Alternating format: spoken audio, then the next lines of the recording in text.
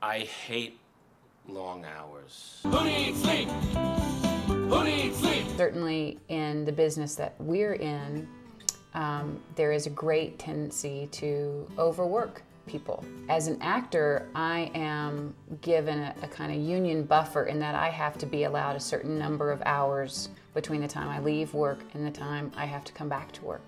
I really see that as a great privilege. I'm so glad that somewhere along the line somebody did that for actors, because it really is helpful. So you get a certain amount of turnaround, which is 12 hours, but every single movie I've been asked to forego that turnaround, and you feel like you're so lucky to be doing the job that you are doing that you don't want to be a bad sport and you don't want anyone to think that you're not giving it your all. Just watching the crew, that they work from the moment they get to work till the moment they leave work. I work in kind of little bursts. For me, if I see the crew getting worn out and tired and overworked, then I'll say, no, I have to have my 12 hours. Because if I have 12 hours, I know they have a fighting chance at a nap or something. The producer has to come to the actor and say, you know, we only have this location for one more day. We had a problem with the camera, it broke, we lost 2 hours, can you come in a little early or can you work a little longer? And they're required by law to ask us and to say, can you break that rule? When you compare what happens with the actors versus what happens with the rest of the crew, you get some sort of picture as to the imbalance there.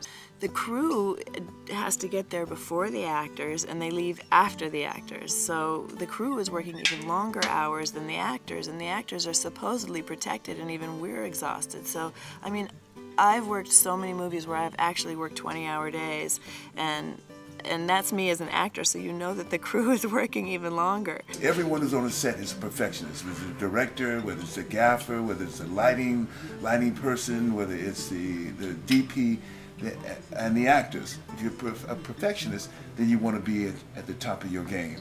And when you work too long hours, you're not at the top of your game. There really isn't anything worse than fatigue. It just saps your energy because you're daydreaming basically. Your body can only take so much. Your mind can't focus. I hate long hours. I don't like working past my competency boundaries. It's bad for everybody. How much do these long hours affect creativity?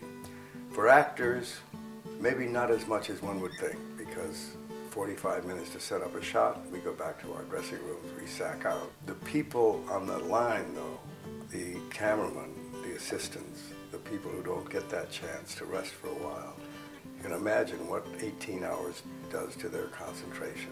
There should be some, it doesn't make any sense that there's not a law or a rule that says that, you know, there has to be a certain limit, especially when there's a long drive involved.